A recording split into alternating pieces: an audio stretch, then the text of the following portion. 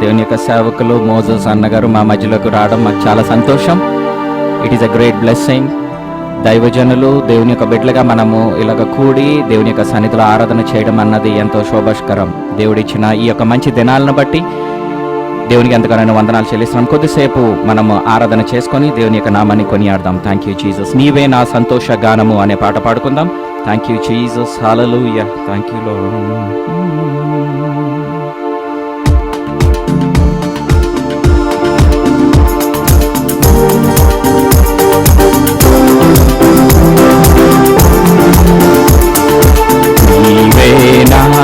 సంతోషగానము, రక్షణ శృంగము, మహాశైలము. నీవేనా సంతోషగానము, రక్షణ శృంగము, మహాశైలము. బలశూరుడా యేసయ్యా నా తోడై ఉన్నత స్థలములపై నడిపించుచున్నావు. బలశూరుడా యేసయ్యా నా తోడై ఉన్నత స్థలములపై నడిపించుచున్నావు. నీవేనా సంతోషగానము, దుర్గము, మహాశైలము. త్యాగము ఎరుగని స్నేహమందు క్షేమము కరువై యుండగా నిజ స్నేహితుడా ప్రాణము పెట్టి నీ ప్రేమతో నన్నాకర్షించావు. త్యాగము ఎరుగని స్నేహమందు క్షేమము కరువై యుండగా నిజ స్నేహితుడా ప్రాణము పెట్టి నీ ప్రేమతో నన్నాకర్షించావు.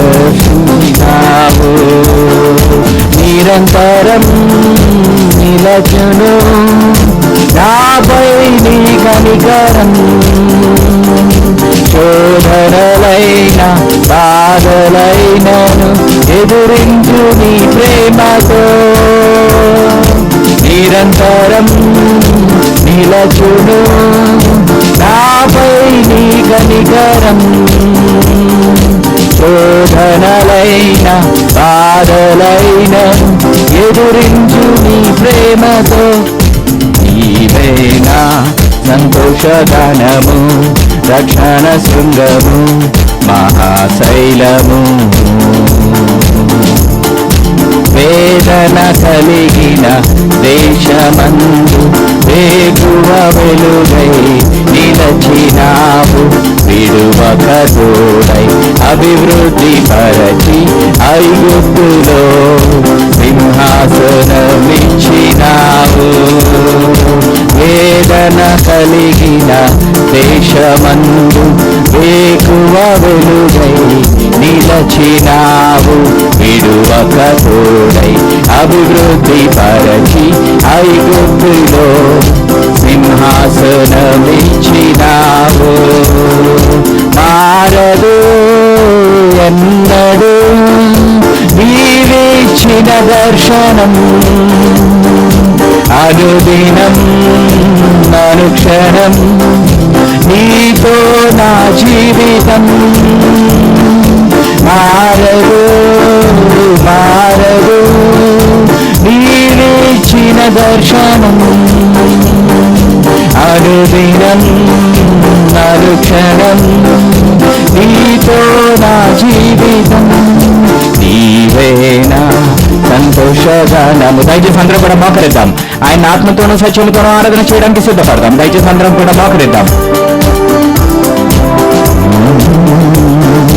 నజరేయుడా నా యేసయ్యా ఎన్ని యుగాలకైనా ఆరాధ్య దైవము నీవేనని గలమెత్తి నీ కీర్తిని చాటెదా. నజరేయుడా నా యేసయ్యా ఎన్ని యుగాలకైనా ఆరాధ్య దైవము నీవే నీవేనని గలమెత్తి నీ కీర్తినే చాటెదా. వేయుడా నా యేసయ్యా సియోను శిఖరాగ్రము ఈ సింహాసనమాయనా. సియోను శిఖరాగ్రము ఈ సింహాసనమాయనా. సియోనులో నిన్ను చూడాలని, సియోనులో నిన్ను చూడాలని ఆశతో ఉన్నాను నా యేసయ్యా, ఆశతో ఉన్నాను. నీకే వందనం, నీకే వందనం, నీకే వందనం, నీకే వందనం. నజరేయుడా నా యేసయ్యా ఎన్ని యుగాలకైనా ఆరాధ్య దైవము నీవేనని గలమెత్తి నీ కీర్తిని చాటెదా. నజరేయుడా నా యేసయ్యా యేసు రక్తము రక్తము రక్తము, యేసు రక్తము రక్తము రక్తము, అమూల్యమైన రక్తము, నిష్కలంకమైన రక్తము, యేసు రక్తము రక్తము రక్తము. చెప్తామందరం కలిసి యేసు రక్తము రక్తము, అమూల్యమైన రక్తము, నిష్కలంకమైన రక్తము, యేసు రక్తము రక్తము రక్తము, యేసు రక్తము రక్తము రక్తము, యేసు రక్తము రక్తము పాపము నుంచును మన యేసయ్యా రక్తము. దూర పాపము నుంచును మన యేసయ్యా రక్తము. తన శిక్షను తొలగించెను, సంహారకునే తొలగించెను, బహుదుఃఖములో నిందెను, సంహారకునే తొలగించెను. యేసు రక్తము రక్తము రక్తము, యేసు రక్తము రక్తము రక్తము, యేసు రక్తము రక్తము రక్తము, యేసు రక్తము రక్తము రక్తము. చెప్తాం అందరం కలిసి ప్రభా నీకు వందనాలను చెప్తాం. ఆయన ఎన్నో ఆశ్చర్య కార్యాలు మన జీవితాల్లో ఇంకను జీవప్రాప్తులుగా మనల్ని ఉంచిన దేవునికి మనం వందనాలు చెల్లించబద్దులమై ఉన్నాం. ఎంతైనా గొప్ప దేవుడు మనం ఆరాధిస్తున్నాము, మనం ఘనపరుస్తున్నామంటే ఎంతైనా గొప్ప దేవుడిని మనం ఆరాధన చేసే ఆధిక్యత, అబ్బా తండ్రి అని పిలిచే ఆధిక్యతను ఆయన మనకి ఇచ్చి ఉన్నాడు.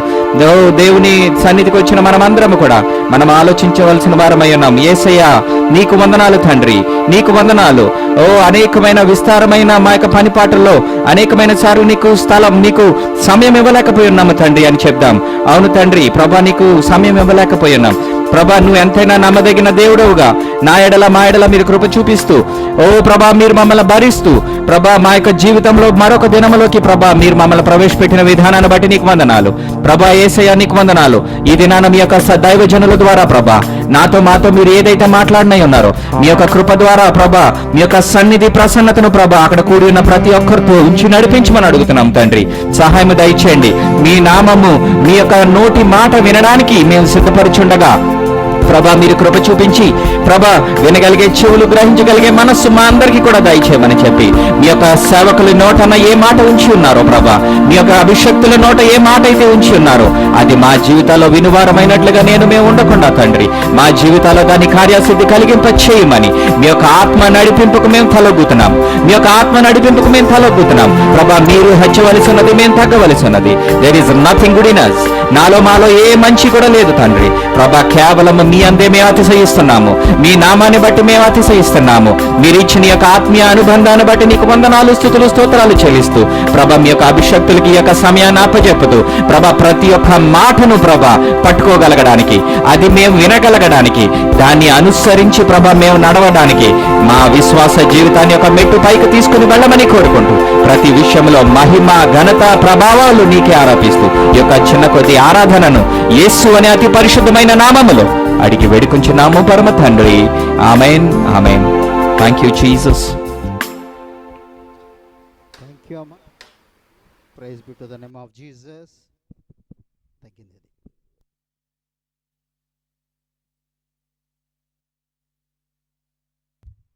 Thank you. God bless you. Praise the Lord. Hallelujah, hallelujah, hallelujah, hallelujah, hallelujah. Yesu రక్తం.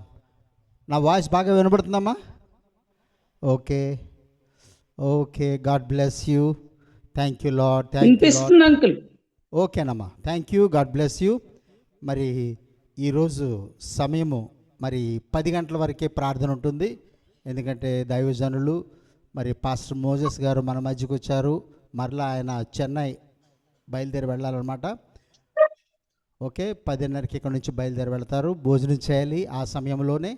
మరి సమయాన్ని మనమందరము కూడా సద్వినియోగపరుచుకుందాము. యాక్చువల్గా ఈ విధంగా జరుగుతుందని నేను అనుకోలేదు, కానీ ప్రభు యొక్క సంకల్పము, దేవుని యొక్క ప్రణాళిక ఈ విధముగా అనుకోని రీతిలో అందరము మరలా జూమ్లో కలవడానికి, అందరికీ డ్యూటీసు, కాలేజెస్, స్కూల్స్ ఉన్నాయి. అయినప్పటికీ రాగలిగిన వాళ్ళు రమ్మని చెప్పి నేను సందేశం ఇచ్చున్నాను. మరి వచ్చిన మీకు అందరూ కూడా ప్రభు నామములో వందనములు తెలియజేస్తున్నాను. మరి సమయాన్ని దైవజనులు పాస్టర్ మోజెస్ గారికి ఇస్తున్నాను. అయ్యగారు praise the Lord sir. Praise the Lord. Please.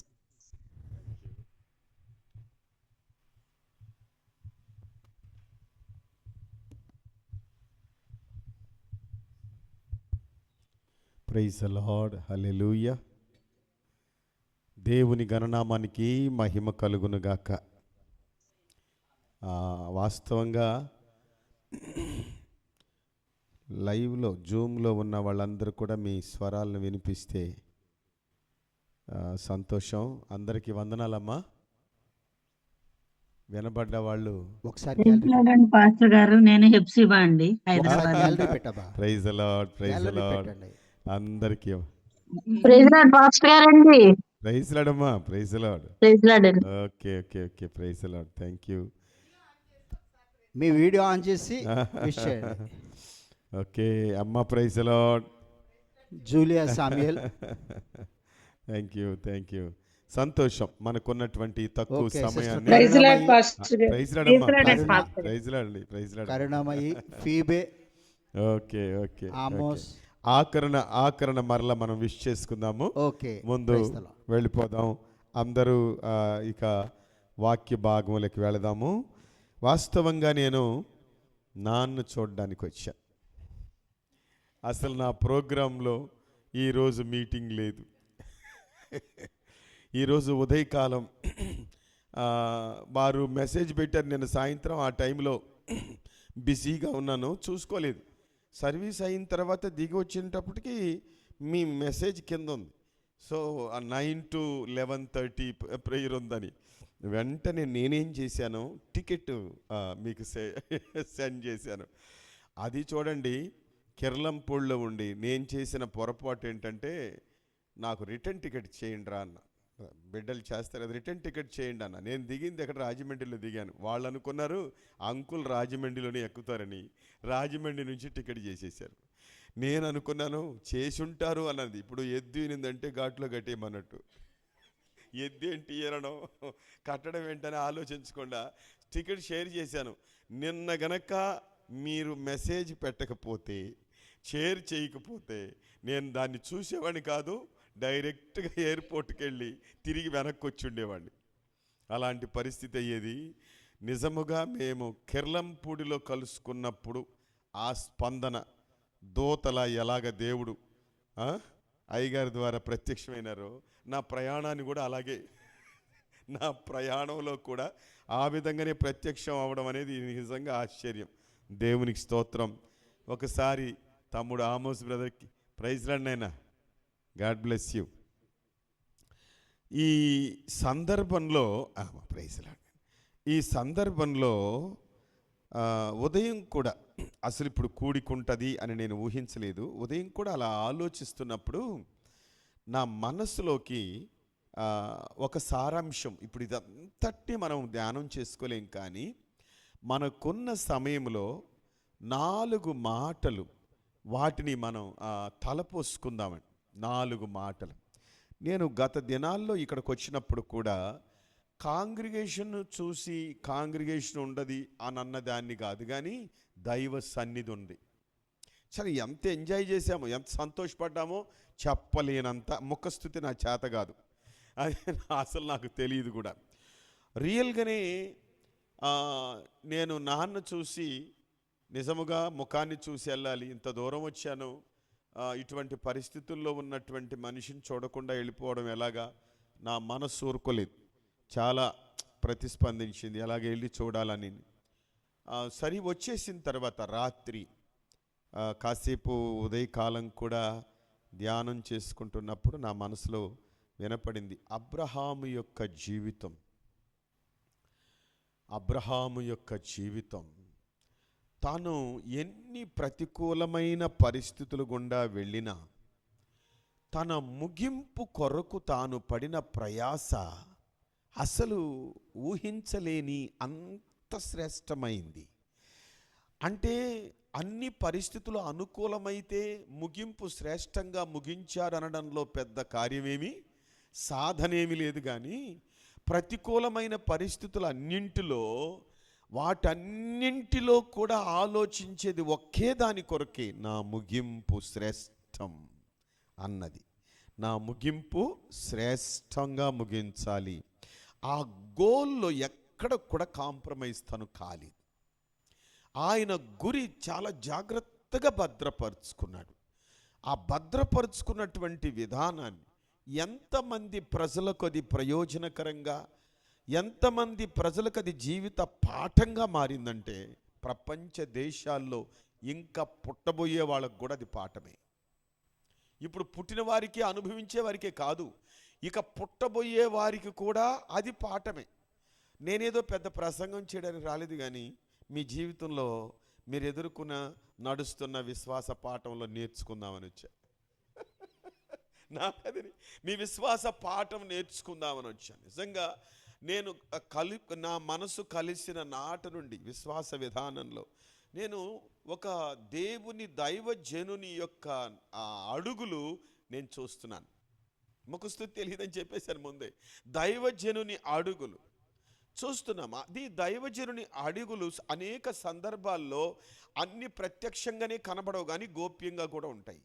అందుకే అందరికీ మనం అర్థం కాము, అందరూ సమ్మతించేలాగా ఉండదు. కొందరు అన్నీ తెలిసిన వాళ్ళు కూడా దాన్ని గ్రహించడం అసాధ్యమే. కానీ గోలు మాత్రం కాంప్రమైజ్ కాలేదు. దేవునికి స్తోత్రం కలుగును గాక. ఆయన జీవితంలో ప్రాముఖ్యంగా మూడు సంగతులు ఆయన గురించి చెప్పుకోవచ్చు. ఆయన నేర్పించిన 4 సంగతులు మనకందరికీ పాఠం. జీవితంలో 3 సంగతులు, నేర్పించిన 3 పాఠాలు, 4 పాఠాలు. మీరు అది చూడండి. ఏం లేదు, మీకు తెలియనిది ఏం కాదు ఇక్కడ, అంత తెలిసిన సంగతే. అందులో ఒక్కసారి మన ముందుకి పరిచయంగా ముందుకొచ్చి నిలబడుతుంది. అది హెబ్రీ పత్రిక 11లో విశ్వాసుల వీరుల పట్టి దీనంతటిని మీరు మనం గమనించితే 3 భాగాలు అబ్రహాము విశ్వాస బలమును గురించే అక్కడ వ్రాయబడి ఉంటుంది. అబ్రహాము విశ్వాస యాత్రను గురించే వ్రాయబడి ఉంటుంది. 3 భాగాలు. భక్తులందరి సంగతులు అక్కడ వ్రాయబడ్డాయి, కానీ అబ్రహామును గురించి మనం ప్రారంభం నుండి ముగింపు వరకు ఆ 11వ అధ్యాయం అంతా పరిశీలించి చూస్తే 3 భాగాలు. దీన్ని బట్టి మనకు అర్థమయ్యేది ఏంటంటే విశ్వాసులలో విశ్వాసంలో పై చేయగలిగిన వాడు. దేవునికి స్తోత్రం కలుగును గాక. కాబట్టి మనం నేర్చుకోవాల్సిన లెసన్ ఎంత బలంగా మన ముందుందంటారు. విశ్వాసంలో బలమైనటువంటి చేయగలిగిన వాడు, పై చేయి కలిగిన వాడు, నేర్పించదలంచిన వాడు, అలా అమ్మరి ఉన్నాడు అనేది ఇక్కడ మనకు స్పష్టంగా కనపడుతుంది. రెండవది, అబ్రహాముకి సాక్ష్యం ఉంది. ఏమిటి సాక్ష్యమునంటే పౌలు గారు రాస్తారు రోమీలకు రాసిన పత్రిక, దయచేసి రోమా పత్రిక 4వ అధ్యాయం 12వ వచనం ఒకసారి చదువుదామా. రోమా పత్రిక 4:12. రోమా 4:12. మరియు సున్నతి గలవారికి తండ్రి అగుటకు అనగా సున్నతి మాత్రము పొందిన వారుగాక మన తండ్రి అయిన అబ్రహాము సున్నతి పొందక మునుపు అతనికి కలిగిన విశ్వాసము యొక్క అడుగుజాడలను బట్టి నడుచుకుని వారికి తండ్రి అగుటకు అతడు ఆ గుర్తు పొందెను. Praise the Lord. ఎంత పెద్ద టెస్టిమనీ ఈయనకి కదా. కాబట్టి నిజంగా నా ప్రయాస ఏంటంటే అలాంటి ముఖాన్ని చూడకుండా మనం ఎలాగా వెనుదిరిగి వెళ్ళిపోయేది చెప్పండి. నేను అంటాను, ఇది గ్రహించినటువంటి హృదయానికి తప్పకుండా అర్థమవుతుంది. కాబట్టి ప్రియులరా, కడవరి దినాల్లో మనం ఉన్నాం. విశ్వాసులలో విశ్వాసాన్ని కనుగొందుమా అని చెదిరిపోయే దినాల్లో మనం ఉన్నాం.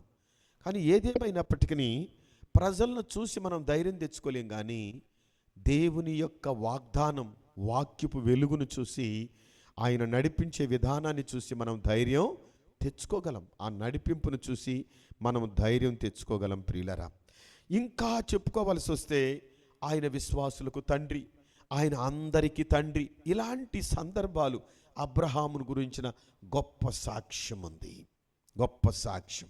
ఇప్పుడే చెప్పారు అయ్యగారు ఏంటంటే, ఒక ఫ్యామిలీ ఎలాగా వారి యొక్క సాక్ష్యమును విని ఏ విధంగా ప్రభువులోకి వచ్చారు.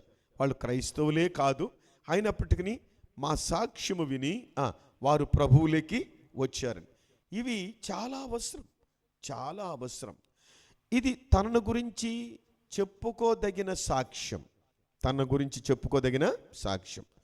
మూడవ సంగతి చెప్దాం వినండి. మూడవ సంగతి చూడండి ప్రియులరా, 2వ దినవృత్తాంతములు 27లో, 2వ దినవృత్తాంతములు 20వ అధ్యాయం 7వ వచనం చూడండి. అబ్రహామును గురించి 2వ దినవృత్తాంతం 27. నీ జనులైన ఇశ్రాయేలు ఎదుట నుండి ఈ దేశపు కాపురస్తులను తోలివేసి నీ స్నేహితుడైన అబ్రహాము యొక్క సంతతికి దీనిని శాశ్వతముగా ఇచ్చిన మా దేవుడవు నీవే. ఇక్కడికి నీ స్నేహితుడైన అబ్రహాము పరోక్షంగా ఈయన గురించి చెప్పబడుతుంది. దేవుడే యెషయా గ్రంథం 41లో ప్రత్యక్షంగా నా స్నేహితుడు కదా, నా స్నేహితుడు. పరోక్షంగాను ప్రత్యక్షంగాను ప్రజలు చెప్పాల్సి వచ్చిన ఆయన ఎవరండి అంటే దేవునికి స్నేహితుడు. దేవుణ్ణి అడుగుదాం, ఈయన ఎవరండి అని అంటే నా స్నేహితుడైన అబ్రహాం. చూడండి, విశ్వాసులలో పై చెయ్యి ఒకటి, విశ్వాసంలో పై చెయ్యి కలిగిన వాడు, నేర్పించే గుణలక్షణాలు కలిగిన వాడు. రెండవది చూడండి, నమ్మిన ప్రతి ఒక్కరికి ఈయన ఆత్మీయ తండ్రి. మూడవది దేవునికే స్నేహితుడు.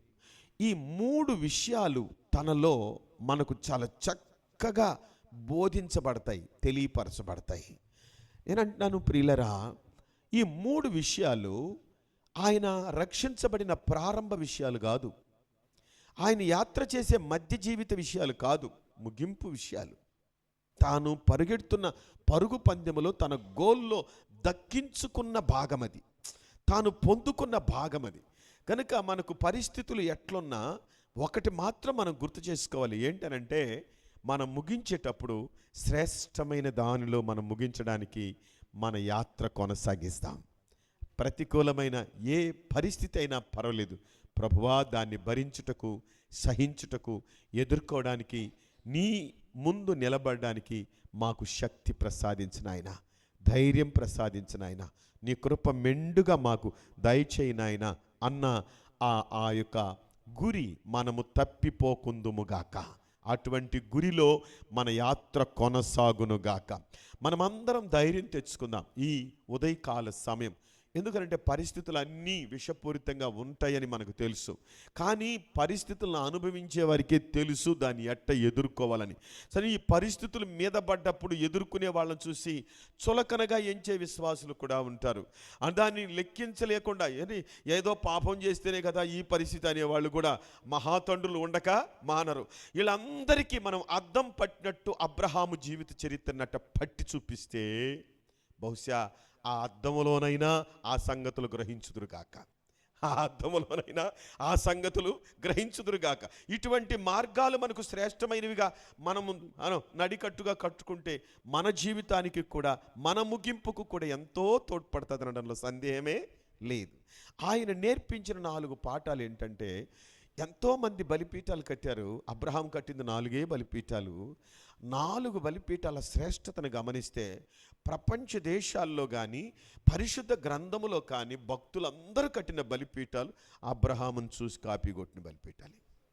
రియలీ అబ్రహామును చూసి కాపీ కొట్టిన బలిపీఠాలే. మొట్టమొదట అబ్రహాము ఏ సందర్భంలో బలిపీఠం కట్టాడో మనకు తెలుసు. 12వ అధ్యాయం ఆదికాండం. ఒకరికి అవుట్లైన్ టచ్ చేసుకుందాం, ఎందుకు సమయం లేదు కాబట్టి ఊరికే అట్లా అవుట్లైన్ చూద్దాం ఒకసారి. 12వ అధ్యాయం 7వ వచనం చూద్దామా? ఆదికాండం 12:7. యెహోవా అబ్రహామునకు, అమ్మా చదువు తల్లి. అబ్రహామునకు ప్రత్యక్షమై, యెహోవా, నేను చదువుతాను. యెహోవా అబ్రహామునకు ప్రత్యక్షమై నీ సంతానమునకు ఈ దేశమునిచ్చెదనని చెప్పగా, అతడు తనకు ప్రత్యక్షమైన యెహోవాకు ఒక బలిపీఠము కట్టెను. అక్కడే ఆగుదాం. అబ్రహాము కట్టిన మొదటి బలిపీఠం. ఇప్పుడు మనం 7వ వచనం మాత్రమే చదివాం. మొదటి వచనము నుండి 6 వచనాలు ఆ మధ్య మనకు కనపడుతుంది. ఒక ఫ్రెష్గా లోపలికి వచ్చిన మనిషి తలుపు తీసుకొని, దేవుడు హిందూ కుటుంబంలో నుంచి అతన్ని యథేచ్ఛగా పిలువగా అప్పటికప్పుడే ద్వారం తెరిచి బయటకు వచ్చాడు. ఇక్కడ మనం గ్రహించాల్సింది ఏంటంటే, బలిపీఠం కట్టాలన్నటువంటి ఆలోచన కూడా ఆయనకి ఉండుండకపోయి ఉండొచ్చు. ఎందుకంటే అప్పటి వరకు జీవనశైలి ఏంటో, వాళ్ళ నాన్న నేర్పించినటువంటి యాత్ర ఏంటో తెలియదు మనకు. కానీ వాళ్ళు పితరులు ఎలాగా ఉండేవారో తెలియదు. కానీ దేవునికి బలిపీఠం కట్టాలి అని అన్నటువంటి ఆ గ్రహింపు ఎక్కడి నుంచి అది పుట్టుకొచ్చి ఉంటుంది అని అంటే, దేవుడు అప్పుడే ప్రత్యక్షత తనకి పూర్తిగా దయచేశాడన్న సంగతిలో ఆ సంగతిని మనం గ్రహించడం మనకు ఆశీర్వాదం. రియలీ కొంతమంది హిందువులుగా ఉంటారు, లోపలికి వచ్చిన వెంటనే మనం ఉపదేశాన్ని వాళ్ళకి ఎక్స్ప్లెయిన్ చేయనే అక్కర్లా, చూసిన వెంటనే అలాగే వాక్యం విన్న వెంటనే ఉపదేశంలోకి వచ్చేస్తారండి. ఆశ్చర్యం. కొంతమంది రక్షించబడ్డ నాటి నుండి ఆయుష్కాలం మీద పడుతున్న ఉపదేశంలోకి రాలేరు.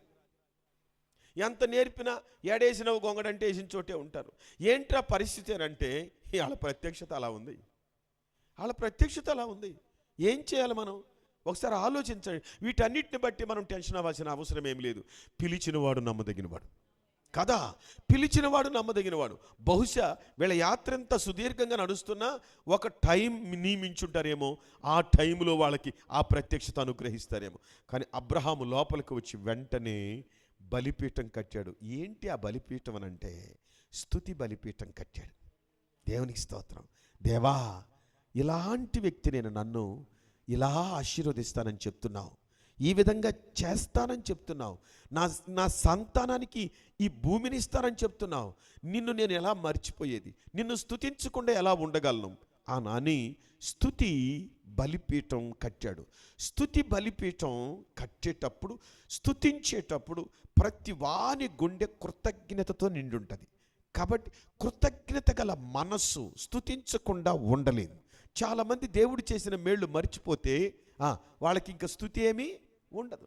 ఓహో, ఆదివారం వెళ్ళి చేతులెత్తి ఆరాధిస్తే సరిపోద్ది, మనకు సమయం దొరికినప్పుడు లేదు అనిపించినప్పుడు ఒక పాట పాడితే సరిపోద్ది అనుకుంటారే తప్ప, జీవితంలో దేవుడు చేసిన ప్రతి మేలుకి మనము కృతజ్ఞతాస్తుతి చెల్లించాలి అని అన్నది ప్రజలకి అర్థమే కాని సబ్జెక్ట్ అయిపోయింది, అర్థము కానిది. ఇక్కడ మనం తలంచుకోవాలి, దావీదు అంత పెద్ద రాజా అయ్యుండి కూడా దేవుడు తన లైఫ్, తన యొక్క జీవితం, తన బిడ్డలు ఎలా ఉంటారో ప్రవక్త ద్వారా సమాచారం అందిన తర్వాత వెంటనే లోపలికి వెళ్ళిపోయి దావీదు ఏం మాట్లాడుతున్నాడు, నన్ను ఇంతగా హెచ్చించుటకు నేనేం మాత్రం, నా కుటుంబము ఏ పాటిది, అయ్యో దేవా. ఒరే ప్రియులరా, చూడండి, అతనికి ఏమీ లోటు లేదు, ఏ తక్కువ లేదు. రాజ సింహాసనం ఉంది, తన అండర్లో ఉండే డిపార్ట్మెంట్స్ ఎన్నో, వాళ్ళందరికీ ఈయనదై చూపించాలి. అలాంటి వ్యక్తి దేవుని పాదాల ముందు పడిపోతున్నాడు. నన్ను ఎంతగా హెచ్చించుటకు నేనేం మాత్రం, ఇది కృతజ్ఞత స్పిరిట్, కృతజ్ఞత అంతరాత్మ ఉప్పొంగింది కదా. దేవునికి స్తోత్రం కలుగును గాక. కాబట్టి అనేకులకు మొట్టమొదటే ఆ దినాలలోనే అబ్రహాము అందరికీ నేర్పాడు, కృతజ్ఞతాపూర్వకంగా ప్రభుని స్తుతించండి అని బలిపీఠం కట్టేశాడు. దేవునికి స్తోత్రం కలుగును గాక. హల్లెలూయా. ఆ తరువాత 8వ వచనంలో మరొక బలిపీఠం గమనించండి. 8వ వచనంకి వచ్చేటప్పటికి అక్కడ నుండి అతడు బయలుదేరి బేతేలునకు తూర్పుననున్న కొండకు చేరి పడమటనున్న బేతేలునకును తూర్పునున్న హాయికును మధ్య గుడారం వేసి అక్కడ యెహోవాకు బలిపీఠము కట్టి యెహోవా నామమున ఏం చేశాడు చెప్పండి, ప్రార్థన చేశాడు. మీరు ఆలోచించాలి, అక్కడ నుండి అంటే మొదటి బలిపీఠము నుండి రెండవ బలిపీఠానికి ఒక మంచి అనుభూతి, మనం సమయం లేదు కానీ ఓ పెద్ద గ్యాప్ ఉంది అక్కడ. ఆ పెద్ద గ్యాప్ని మనం గనక ధ్యానం చేసుకుని కూర్చుంటే అది ఒక పెద్ద ప్రసంగమే అయితే మీకు తెలియదు కాదు. దేవుని బిడ్డలారా, మీరు ఆలోచించండి, ఇక్కడ ఆయన కట్టిన బలిపీఠం రెండవ స్థానములకు వెళ్ళిపోద్ది. అది ప్రార్థన బలిపీఠం. అదేం బలిపీఠం? ప్రార్థన బలిపీఠం. ఈ ప్రార్థన బలిపీఠం దానియేలు జీవితంలోకి వస్తే ఇట్టి శాసనము సంతకము చేయబడి ఉన్నదని ఎరిగి కూడా, తెలిసి కూడా అతడు ప్రార్థన చేయుట ఏం చేయలేదు, మానలేదు. అంటే ఇప్పుడు నేను ప్రార్థన చేస్తే నన్ను చంపేస్తారని తెలుసు, ఇబ్బంది పెడతారని తెలుసు, కీలకమైన పోస్టులో ఉన్నానని తెలుసు, ఇక పోస్టు కూడా పోద్ది, ప్రాణమే పోద్దని తెలుసు. అయినను ఇట్టి శాసనము సంతకం చేయబడని తెలిసి కూడా అతడు ఏం చేశాడు, ముమ్మారు ప్రార్థన. ప్రేయర్ జయించలేంది, చెయ్యలేంది ఏమి లేదని మనకు బాగా తెలుసు. ప్రియులరా, ఈ ప్రార్థన గురించి అనుభవజ్ఞులు అందరికీ తెలుసు. 3 ప్రార్థనలు చేశాడు అబ్రహాం. మొదటి ప్రార్థన వారసుని కొరకు చేశాడు. రెండవ ప్రార్థన తని లోతు కుటుంబం ఎక్కడుంది, సొదొమలో ఉన్న లోతు కుటుంబం కొరకు ప్రార్థన చేశాడు. మూడవ ప్రార్థన అబీమెలెకు కొరకు ప్రార్థన చేశాడు. బాగా వినండి, 3 సందర్భాల్లో చేసిన ప్రార్థనని మనం గమనిస్తే ఆశ్చర్యం అనిపిస్తుంది. ఒకటి, మొట్టమొదట నువ్వు నాకేమిచ్చిననేమి, 15వ అధ్యాయం, ఇదంతా రెఫరెన్స్ చూడటానికి అవ్వదు కదా. నువ్వు నాకేమిచ్చిన, సంతానం లేని వాడిని అయిపోతున్నానయ్యా, దమస్కు ఎలియాజరు నా ఇంటి ఆస్తికర్త అయిపోతాడు, నేను ఏం చెయ్యాలి, నా పరిస్థితి ఏంటి, నేను ఒక్కడిని భూమి మీద పుట్టానన్న సంగతి కొంతకాలానికి సమసిపోద్ది, తుడిచివేయబడిపోద్ది.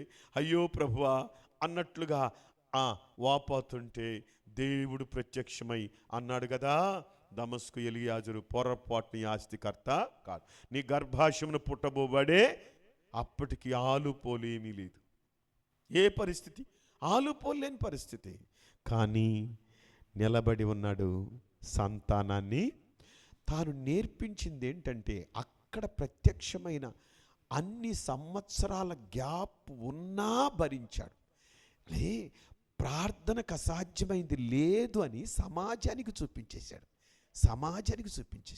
రెండవది, సొదొమలో ఉన్న లోతు కుటుంబం కొరకు, అయ్యా 50 మంది నీతిమంతులుంటే ఈ పట్టణాన్ని కాపాడవా, 40 మంది ఉంటే, 30 మంది ఉంటే, 35 మంది ఉంటే, ఆఖరికి 10 మంది నీతిమంతులుంటే ఈ పట్టణాన్ని కాపాడవా అంటే దేవుడు ఇక ఇంతకంటే తగ్గిపోతాడేమోనని విభజించుకున్నాడేమో అని అనిపిస్తుంది మనకు కదా. అనేది విభజించుకున్నాడేమో. బూడిది పోసుకుంటాను, ధూళి పోసుకుంటాను ప్రభు, నువ్వేమన్నా పోసుకో, కొంచెం తప్పుకో నువ్వేమన్నా పోసుకో, కొంచెం తప్పుకో. దీన్ని నేర్పించే లెసన్ ఏంటంటే మనకు మన చుట్టూ ఉన్న సమాజం రక్షణ కోల్పోయింది. ప్రతి వారి కొరకు రక్షించబడ్డ మనందరం విజ్ఞాపనకర్తలం అన్నది గుర్తు చేస్తుంది. దేవుని సన్నిధిలో ఎంతో పోరాడితే కానీ ఒక ఆత్మ దక్కించుకోలేమని. అలాంటిది నాడే విజ్ఞాపనని నేర్పించాడు అబ్రహాం. ఎవరంతవరకు ఇంత పోరాడి ప్రార్థన చేసిన వాళ్ళు లోపల ఎవడు కనపడరు. ఆయన పోరాడుతున్నాడు. నేను చేయబోనది అబ్రహామునకు దాచేదనా అన్నాడు ముందే. చూడండి ఎంత ఫెలోషిప్. ప్రభువుకి అబ్రహాముకున్న బంధాన్ని బట్టి తాను దక్కించుకున్నాడు. అనే లోతు బయటకు వచ్చాడు. ఆఖరు ప్రార్థన చాలా డిఫికల్ట్ ప్రేయర్. అబీమెలెకును గురించి చేసిన ప్రార్థన చాలా డిఫికల్ట్ ప్రార్థన. మీరు బాగా ఆలోచించండి. ఇది కొంచెం మనం తలపోసుకుందాం. ఎందుకంటే దీంట్లో మనం భయం కలిగి ఉండం, సంఘ బిడ్డలు అందరం కూడా భయం కలిగి ఉండం ఎంత ఆశీర్వాదమో. చూద్దాం ఒకసారి 20వ అధ్యాయం ఆదికాండం చివరి మాటలు చూడండి. 17వ వచనం నుండి 17-18.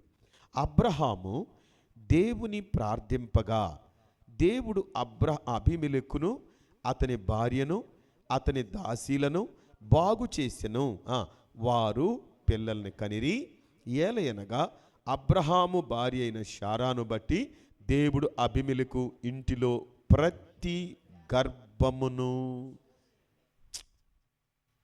చెప్పడానికే భయంగా ఉంది. అబ్రహాము భార్య అయిన శారాను బట్టి అబీమెలెకు ఇంట్లో ప్రతి గర్భాన్ని ఏం చేశాడు దేవుడు? ఈరోజు లోకంలో తినటానికి, ఉండటానికి, ధరించడానికి విలాసవంతమైనది ఉంది, కానీ పరసంబంధమైనటువంటి వాటి విషయంలో ఎంత దరిద్రతను అనుభవిస్తున్నారో అన్నది వాళ్ళ మనస్సాక్షికి తెలుసు. బాగా ఆలోచించాలి. చూడండి, మనం అనుకుందాము ఏలియా వెళ్ళి అడుగు పెట్టిన తర్వాత సారెపతులో బుడ్డిలో కొంచెము నూనె, తొట్టిలో పట్టెడు పిండి, 3.5 సంవత్సరం వాళ్ళు పండగ చేసుకున్నారని నాకు అనిపిస్తుంది. ఏమీ లేని దినాల్లో. ఎందుకంటే దైవ సన్నిధి ఉంది, దేవుని వాక్ ఉంది, దేవుని మాట ఉంది కదా. ఈ దినాల్లో అన్నీ ఉన్నాయి, కానీ ఏమీ లేదు, సన్నిధి లేదు. చాలా మంది దాని కొరకు ఆరాటపడట్లా, చులకనగా మాట్లాడేస్తున్నారు. దేవుని పరిచర్యని, పరిచారకుల్ని, పరిచర్య చేసే దాసులని చులకనగా మాట్లాడుతున్నారు. ఎటు పడితే ఫిల్టర్ లేకుండా ఎటు పడితే అటు మాట్లాడడం మొదలు పెడుతున్నారు. అబీమెలెకు జాగ్రత్త. నువ్వు అనుకున్నావు అబ్రహాము ఏదో పాదచారి అట్లా మీ ముందుకేదో వచ్చేసాడు అనామకుడుగా, కాబట్టి ఆ అనామకుడి యొక్క లైఫ్లో ఎట్లా మనం చెయ్యెత్తినా పర్వాలేదు, రాజు కదా అని అనుకోవద్దు అబీమెలెకు. కనుక మనకు అధికారం ఉండొచ్చు, మనకు అన్నీ స్వాతంత్ర్యం ఉండొచ్చు, కానీ దేవుడు ఒక హద్దుని మన జీవితంలో పెట్టారు. ఒకటి. రెండోది, ప్రతి శాపగ్రస్తమైన కట్టు దేవుని సంఘములో దేవుని సేవకుల ద్వారా అవి 2 భాగాలవుతాయి, పగలగొట్టబడతాయి అనడంలో సందేహమే లేదు. దేవునికి స్తోత్రం. ఎటువంటి శాపగ్రస్తమైన కట్టు అయినప్పటికీ సేవకులు, సంఘము ఎదుట పాతాళలోకపు ద్వారములు నిలువ నేరవు. అవన్నీ పగలగొట్టి ధ్వంసం చేయబడతాయి. ఈ సత్యాన్ని మనం నమ్మాలి. ఈయన కట్టాడు 2వ బలిపీఠం. ప్రార్థనలో ఉన్న ఇంటర్నల్ ఎంత డెప్త్ మనం ఆలోచించవచ్చు. ఆ మొదటి ప్రార్థన, ఆ 2వ ప్రార్థన, ఆ 3వ ప్రార్థన పరిశీలిస్తే శత్రువు కట్టు వేయడానికి ప్రార్థన, ప్రజలను దక్కించుకోవడానికి ప్రార్థన. ప్రియులరా, మరో మాట మనం చెప్పాల్సి వస్తే వారసత్వాన్ని నిలబెట్టుకోవడానికి ప్రార్థన. వారసత్వాన్ని నిలబెట్టుకున్నాడు, లోతును దక్కించుకున్నాడు, అబీమెలెకు ఉన్న శాపాన్ని కూడా తొలగించారు.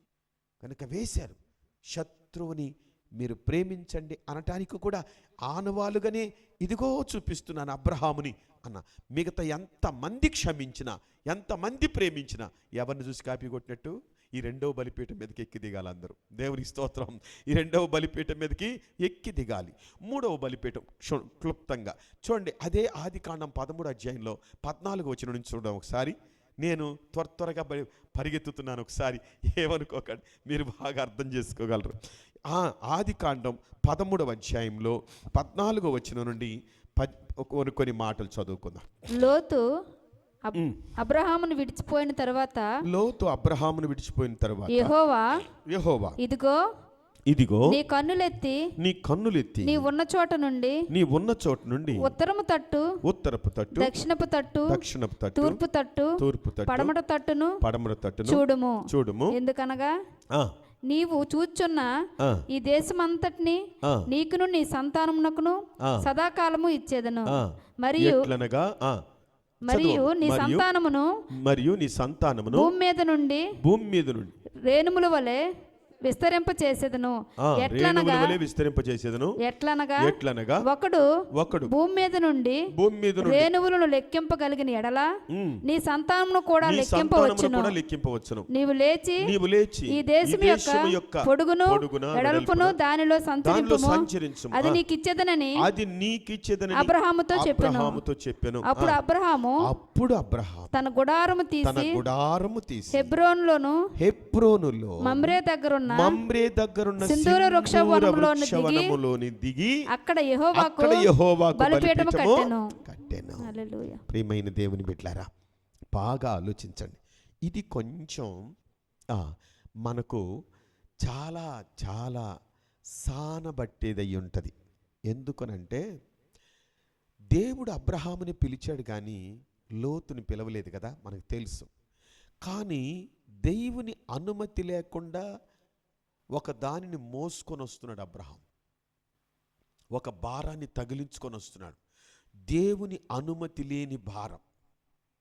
చాలామంది ఇది గ్రహించాలి. మనం కొందరికి అంటే దైవ ప్రత్యక్షతలో కూడా దేవుని చిత్తాన్ని చేస్తున్నామని మరి ఎరిగి కూడా వాళ్ళు ఏం చేస్తుంటారంటే కొన్ని విషయాల్లో ఏం చేయమంటారండి, విడిచిపెట్టలేం కదా, ఏం చేయమంటారండి అంటే అది పాపభీతి. వాళ్ళ మానవునికి ఉన్న పాపభీతి, సానుభూతి దేవుని కంటే దయగలిగినట్టు మనం కొన్ని సందర్భాల్లో వ్యవహరిస్తాం. ప్రసంగం చేసే నేనైనా అంతే. ఎందుకంటే గ్రహించాం కాబట్టి ఈ సత్యం, ఈ మాట చెప్పగలుగుతున్నాం. వాస్తవానికి మనకి తెలియకపోతే మనం దాన్ని గ్రహించగలమా? లేదు, తెలియదు. తెలుసుకున్నాం కాబట్టి ఓహో అని అనిపించింది. ప్రియులరా, అబ్రహాముతో కూడా లోతు వెళ్ళటం దేవునికి ఇష్టం లేదు. చూస్తా వచ్చాడు సందర్భాన అబ్రహాము నుండి లోతుని కట్ చేసి పని పెట్టాడు. అప్పటి వరకు అబ్రహాము విస్తరించబడలేదు. అప్పటి వరకు అబ్రహాము ప్రత్యక్షత పొందలేదు. అబ్రహాము ప్రత్యక్షత పొందినా కూడా తాను సరైన గ్రహింపులో లేడు. పొందాడు, గ్రహింపు లేదు. చాలామందికి వాగ్దానాలు వస్తాయి కానీ చూసుకొని పెట్టుకుంటారు అంతే, వినేసి గమనైపోతారు అంతే.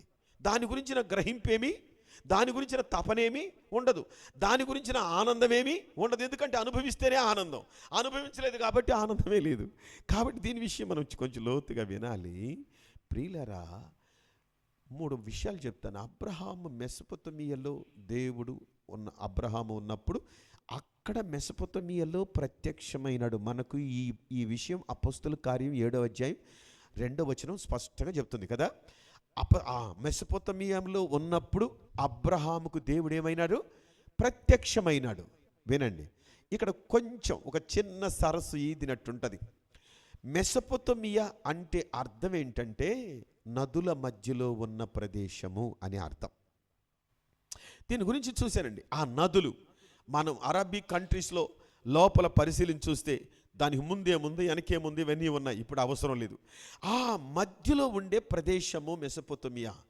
ఈ మెసొపొతేమియా ఈ నదుల వలన ఏ ప్రయోజనమే దానికి లేదు. ప్రయోజనము లేకుండానే నిష్ప్రయోజనకరంగా ఉందన్నమాట. అప్పుడు ప్రభు ప్రత్యక్షమైనప్పుడు పాపి అబ్రహాం, తనకు తెలియదు, జన్మ కర్మ పాపం తనకుంది. సో అప్పుడు అతను పిలవబడ్డాడు. పిలవబడి హారానులో కాపురం ఉండక మునుపే కదా అంటారు ఇక్కడ.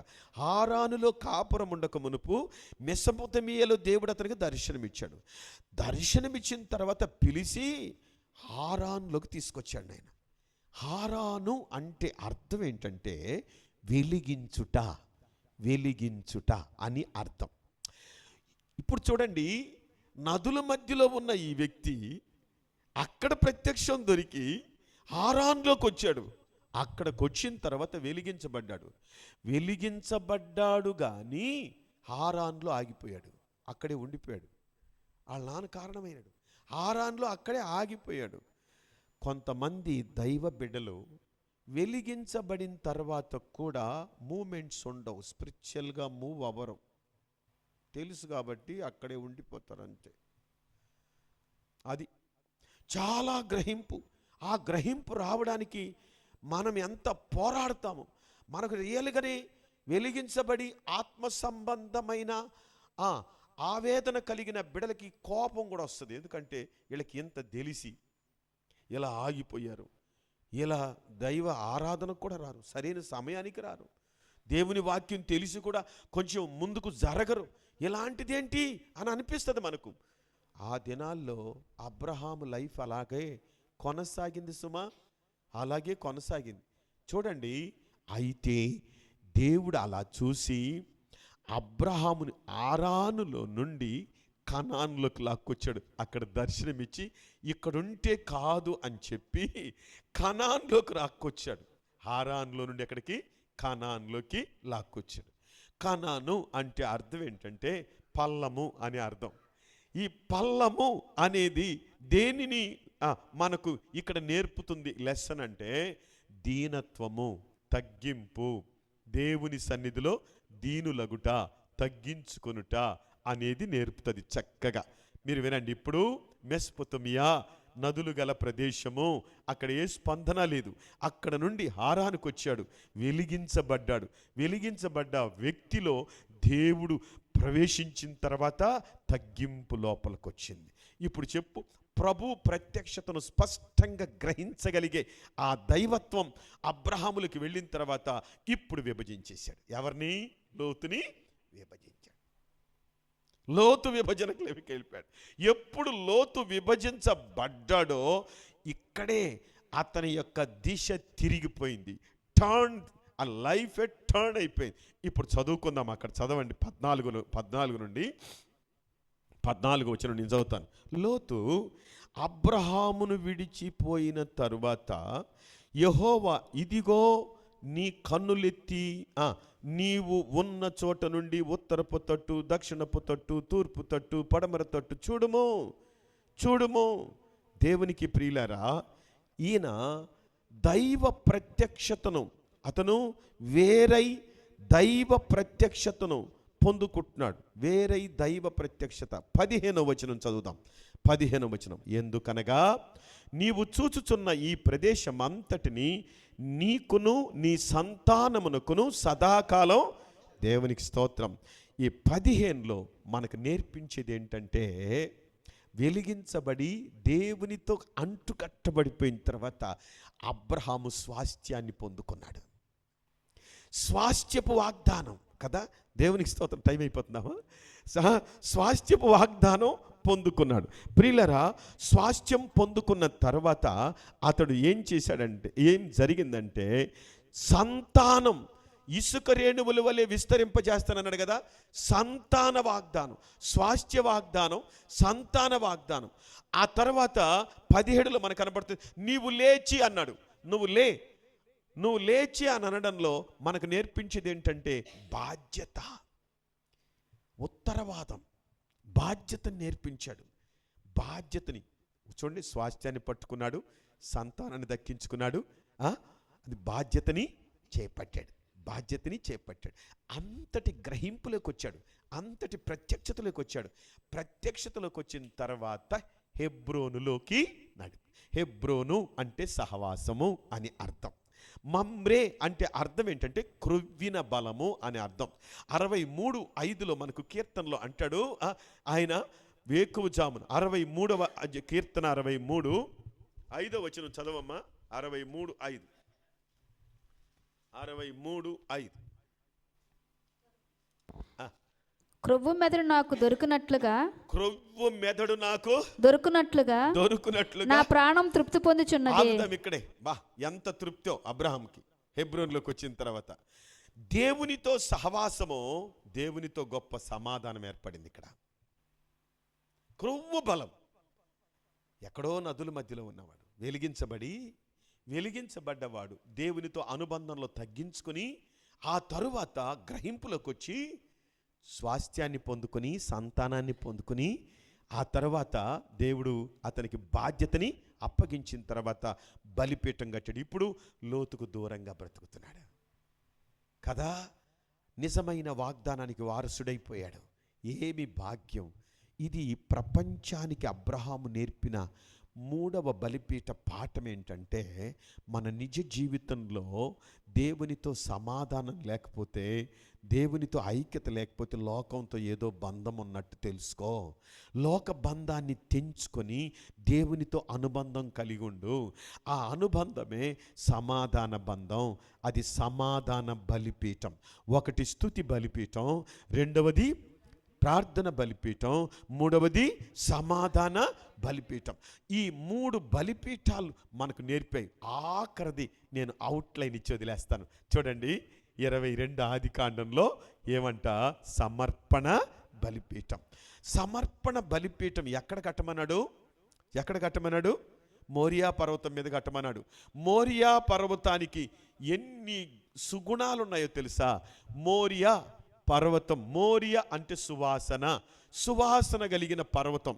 అక్కడ సువాసన కలిగినట్టు పర్ఫ్యూమ్స్ అని చెట్లన్నీ అక్కడే ఉంటాయి. ఆ కొండ మీద పెద్ద పెద్ద వృక్షాలు, మంచి మామూలుగా మనకు మొలిసిన ఈ పిచ్చి మొక్కలు లాంటివి కాదు, కానీ చరిత్ర కలిగిన వృక్షాలు అక్కడ ఉన్నాయి. వాటి ద్వారా ఏమి సువాసన! అది మోరియా పర్వతం, సువాసన కలిగిన పర్వతం. రెండవది మోరియా పర్వతం మందిరము ఉన్న పర్వతం. మోరియా పర్వతం ఆరాధన చేసే పర్వతం. మోరియా పర్వతం దైవ ప్రత్యక్షత దొరికే పర్వతం. మోరియా పర్వతం సమర్పణ కలిగిన పర్వతం.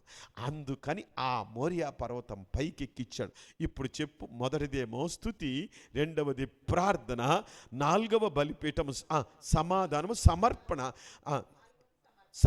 నాలుగవది సమర్పణ.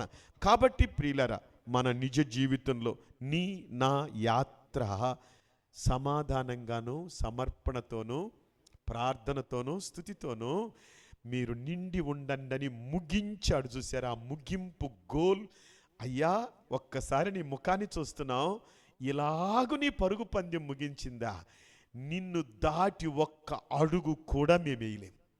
నిన్ను దాటి స్తుతిలో వేయలేం, ప్రార్థనలో వేయలేము, సమాధానములో వేయలేము, సమర్పణలోనూ వేయలేము. నీ కొడుకునే తీసుకెళ్ళిపోయావు పర్వతం మీదకి. అంతకంటే పరీక్ష ఎవరికి వచ్చింది? రాలేదు కదా. కాబట్టి ఒకని యొక్క పరుగు పందెం అబ్రహాము చూస్తే ఆయన క్యారెక్టర్ 3 విషయాలు చెప్పాను. ఆయన నేర్పించిన 4 సత్యాలు మనం తెలుసుకున్నాం. వీటన్నింటిలో ఆ ముగింపును గమనిస్తున్నప్పుడు నాకు తండ్రియే గుర్తొచ్చారు, కుటుంబమే గుర్తొచ్చింది. నిజంగా వాళ్ళు వేసినటువంటి ఆ బాట, అవన్నిటి నేర్చుకుంటూ ముందుకెళ్తే ఎంతో నిజంగా. మా పాస్టర్ థామస్ రాజు గారు, శ్యామ్ సుందరం గారు నాన్న అనేవారంట. శ్యామ్ సుందరం గారు నాన్న వాళ్ళ కొడుకుతో, అప్పుడు శ్యామ్ సుందరం గారు చిన్న వయసులో ఉండేటప్పుడు వాళ్ళ నాన్న చెప్పేవాడు. పాస్టర్ సుందరం గారు ఫౌండర్ని గురించి వాళ్ళ కొడుక్కి ఏం చెప్పేవాడంటే, పాస్టర్తో ఉండరా, ఆయన ఎక్కడ పడినా అక్కడ పడు, ఆయన ఎక్కడ లేస్తే అక్కడ లేయన్నాడంట. అదేంటో మొండి మాట. ఆయన ఎక్కడ పడితే అక్కడ పడు, ఆయన ఎక్కడ లేస్తే అక్కడ లేయిరా, వెళ్ళిపోతావు అన్నాడంట. వాస్తవంగా చెప్పనా, సుందరం గారి తర్వాత శ్యామ్ సుందరం గారే పాస్టర్ అయ్యారు. ఆయనేమో ఒక పీరియడ్ వరకు సేవకుడిగా ఉన్నాడు. వాళ్ళ నాన్న చెప్పిన మాటను ధరించుకున్నాడు. సుందరం గారితో పాటు 25 సంవత్సరాలు కేవలం పక్కన కూర్చొని బైబిల్ చదువుతా వచ్చారు ఆ పాస్టర్ గారు. 25 years ఆయన చెప్పిన టెస్టిమనీ. 25 సంవత్సరాలు బైబిల్ చదువుతూ వచ్చారు. 25 సంవత్సరాల తరువాత సుందరం గారిని ప్రభు మహిమలోకి వెళ్ళిపోయారు. శ్యామ్ సుందరం గారిని ఆర్డినేషన్ చేసి దేవుని సేవకి సమర్పించారు. వేల మందికి సేవకుడుగా నిలబడ్డాడు. ఆ వ్యక్తి మాట్లాడుతుంటే నిజంగా ఎంత ఆనందమో, ఎంత ఆనందమో. నిరాకరించే వారు ఎవ్వరు లేకపోయారు. నేను ఒక మాట మీద చెప్తున్నాను, మనం దేన్ని అంగీకరిస్తున్నాం, దేని మీద గురి కలిగి ఉన్నాం, ఎలా ముగించాలనుకుంటున్నాం, మన ముగింపు ఎలా ఉంటే మనకు బాగుంటుందని మనం వింటున్నామో దానిని ఆచరించుటకు, దానిని అవలంబించి అనుసరించుటకు పరిశుద్ధాత్మ దేవుడు మనకు తోడ్పడును గాక. ఈ కృప మీకందరికి దేవుడు దయచేయును గాక. మనకందరికి ప్రార్థన చేసుకుందాం. దయచేసి ప్రార్థన చేసుకుందాం. Glory to the name of Jesus. చక్కని